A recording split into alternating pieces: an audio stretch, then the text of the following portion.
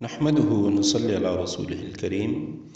أما بعد فأعوذ بالله من الشيطان الرجيم بسم الله الرحمن الرحيم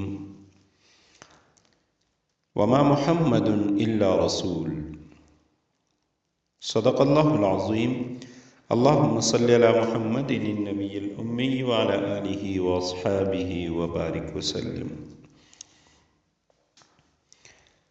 عقائد اہل سنہ والجماعہ میں ہمارا آج کا عقیدہ ہے حیات النبی صلی اللہ علیہ وسلم کے بارے میں۔ حیات النبی ایک بڑا اہم اور نازک مسئلہ ہے، نازک عقیدہ ہے۔ حیات النبی کے معنی ہے نبی کریم صلی اللہ علیہ وسلم کی دنیا سے پردہ فرمانے کے بعد کی زندگی، بلکہ اس کے ساتھ ہم ملا دیتے ہیں تمام انبیاء کرام علیہم الصلوات و تسلیمات کی برزخی زندگی۔ تو حیات النبی یا تمام انبیاء کرام علیہم الصلوات والسلام اور اسی طرح شہداء کرام کی حیات کا عقیدہ یہ نصوص شرعیہ اور اجماع سے ثابت ہے۔ علماء اہل سنہ والجماعہ کا اس پر اتفاق ہے، اور خاص کر اکابرین علماء دیوبند اس کو جماعت دیوبندیہ کے لیے معیار قرار دیتے ہیں۔ اس کے خلاف منکرین حیات النبی یا منکرین حیات الانبیاء والشہداء کو مبتدع اور اہل السنہ والجماعہ سے خارج قرار دیتے ہیں، اور ان منکرین حیات النبی کی اقتداء اور امامت کو مکروہ تحریمی فرماتے ہیں۔ حیات النبی صلی اللہ علیہ وسلم کے بارے میں اہل السنہ والجماعہ کا عقیدہ اور خاص طور پہ علماء دیوبند کا جو عقیدہ ہے، اس پہ جامعۃ العلوم الاسلامیہ علامہ محمد یوسف بنوری ٹاؤن کراچی کے جو سابق دارالافتاء کے رئیس تھے حضرت مولانا مفتی محمد عبدالسلام چاٹگامی صاحب رحمہ اللہ، انہوں نے اس پہ ایک تفصیلی فتویٰ لکھا تھا جو بنوری ٹاؤن کے ویب سائٹ پر بھی موجود ہے۔ اس فتوے کا جو خلاصہ ہے وہ میں عرض کرتا ہوں۔ حضرت فرماتے ہیں کہ حیات النبی صلی اللہ علیہ وسلم بلکہ حیات انبیاء اور شہداء یہ نصوص قرآنی یعنی قرآنی آیات، احادیث اور کثیر آثار سے ثابت ہے، تابعین کے تبع تابعین کے اقوال سے ثابت ہے، اور اس کی وجہ یہ ہے کہ انبیاء علیہم السلام اور شہداء کی ارواح کا تعلق اور ربط اپنے اجساد عنصریہ کے ساتھ حیات دنیاوی کی طرح ہے، بلکہ اس سے بھی قوی تر ہے۔ فرق یہ ہے کہ دنیاوی حیات کو ہم محسوس کرتے ہیں، اور بعد از وفات حیات اور زندگی کو ہم محسوس نہیں کر پاتے، لیکن قرآنی آیات اور روایات سے جو معلوم ہو گیا ہے کہ وہ زندہ اور حیات ہیں، اگرچہ ہم محسوس نہیں کرتے، لہٰذا اس پر ایمان اور عقیدہ ضروری اور واجب ہے۔ اسی حیات النبی اور حیات انبیاء کے حوالے سے حیات النبی کا مسئلہ اتنا اہم ہے کہ ان کی حیات شہداء اور دوسرے مومنین کے حیات کے مقابلے میں جداگانہ حیثیت رکھتی ہے۔ چنانچہ بعض احکام شرعیہ میں انبیاء کرام شہداء اور دوسرے مومنین سے بھی ممتاز ہیں۔ مثلا انبیاء کی وفات کے بعد ان کی جائیداد میں وراثت جاری نہیں ہوتی، ان کے اموال وارثوں میں تقسیم نہیں کیے جاتے۔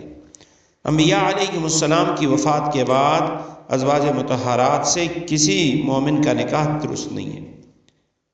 جبکہ شہداء اور بعض دوسرے مومنین بھی حیات ہوتے ہیں، مگر شہداء اور دوسرے مومنین کے ازواج سے عدت کے بعد دوسرے مسلمانوں کا نکاح درست ہے، ان کے مال میں وراثت بھی جاری ہوتی ہے۔ نمبر 3، انبیاء علیہم السلام کے اجسام کو ان کے جسموں کو، مبارک جسموں کو مٹی نہیں کھا سکتی، نہ فنا کر سکتی ہے، وہ اجسام دنیاویہ کے ساتھ قبر میں محفوظ اور زندہ ہوتے ہیں۔ یہی تمام علماء اہل سنہ والجماعہ کا عقیدہ ہے اور جماعت علماء دیوبند کا بھی عقیدہ ہے۔ علماء دیوبند سے منسوب، یہ حضرت مفتی صاحب لکھتے ہیں کہ علماء دیوبند سے منسوب جن لوگوں کے دلوں میں زیغ، ٹیڑھ اور کجی ہے یا کسی قسم کی کمزوری ہے تو وہ طرح طرح کی شکوک و شبہات میں مبتلا ہو کر خود بھی گمراہ ہوتے ہیں اور دوسروں کو بھی گمراہ کرنے کی کوشش کرتے ہیں،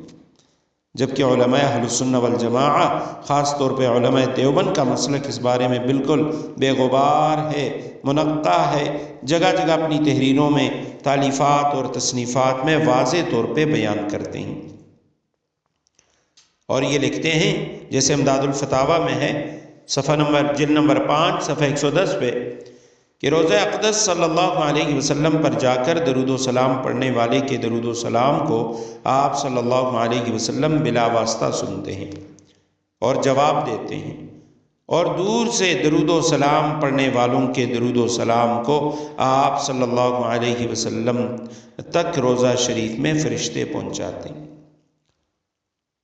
اتنی وضاحت کے باوجود بھی اگر کوئی دیوبندی اس سے اختلاف رکھتا ہے اور حیات النبی کا منکر ہوتا ہے تو یہ اس کی ذاتی رائے اور اس کی سینہ زوری ہو سکتی ہے، علماء دیوبند کا عقیدہ نہیں۔ دنیاوی حیات اور موت کی حقیقت، یعنی اس مسئلے کو سمجھنے سے پہلے یہ سمجھنا ضروری ہے کہ ہم دنیاوی زندگی اور موت کی جو حقیقت ہے، موت کے بعد کی جو زندگی ہے، اس کو سمجھ لیں۔ تمام انسانوں کو دنیا میں آنے کے بعد ایک مقررہ وقت،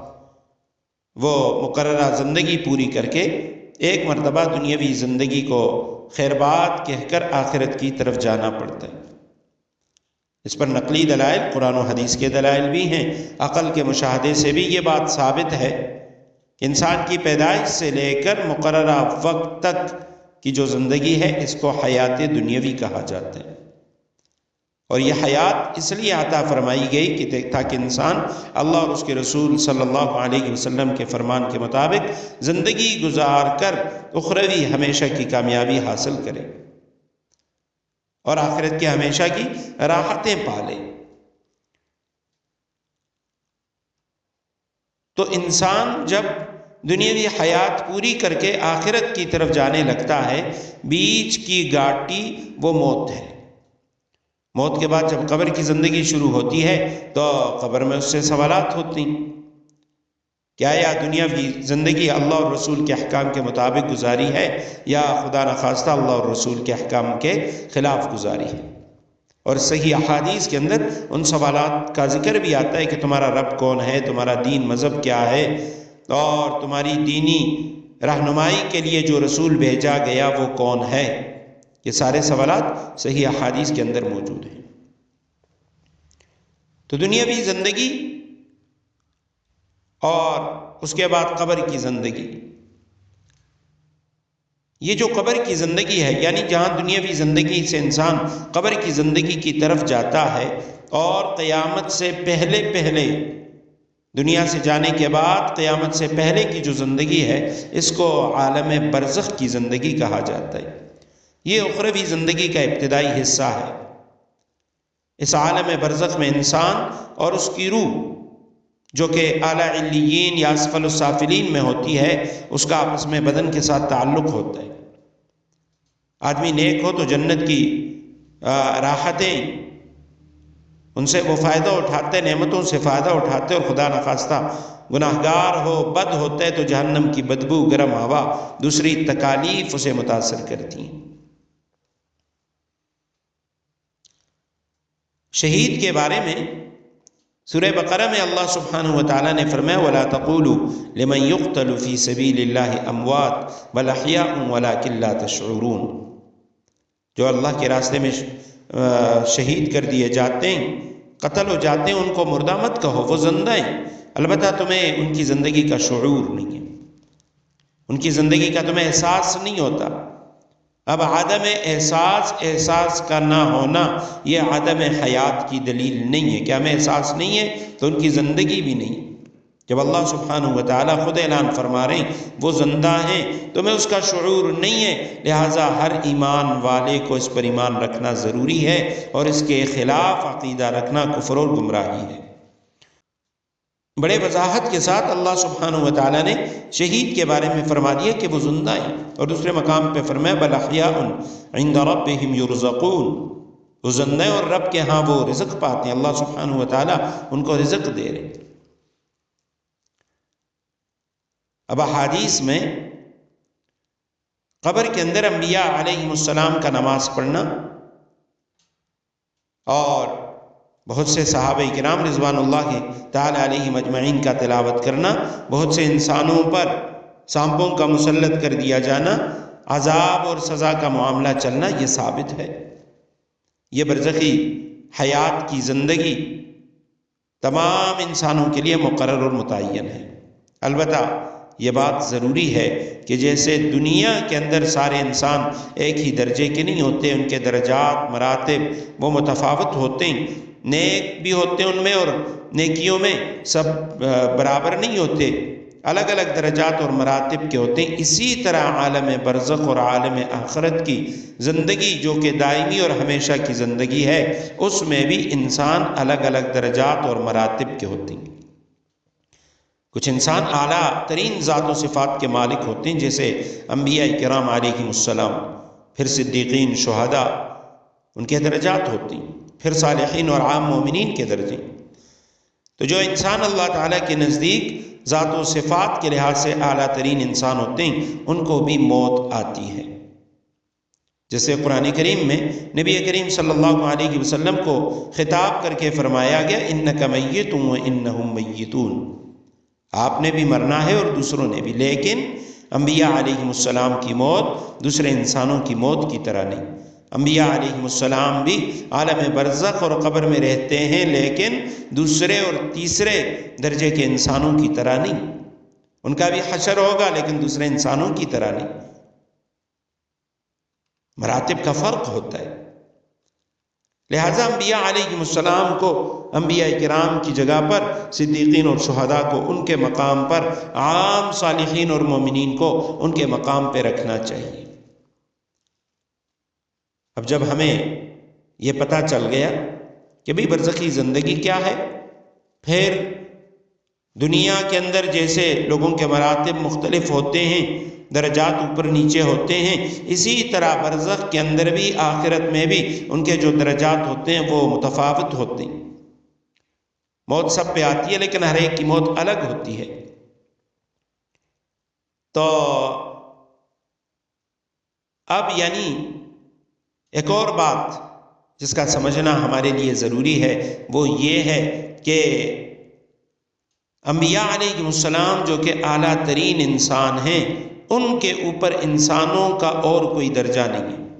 تو ان کی حیات برزخی اور عالم آخرت کی حیات بھی اعلیٰ ترین حیات ہوگی۔ عام انسانوں کو انبیاء علیہ الصلوات و تسلیمات کی شان کی بلندی اور رفعت کا اندازہ نہیں ہو سکتا، کیونکہ اللہ تعالیٰ ہی نے ان کو عرفہ اور اعلیٰ انسان بنایا ہے، وہی ان کے مراتب کو جانتا ہے۔ یہی حال ان کی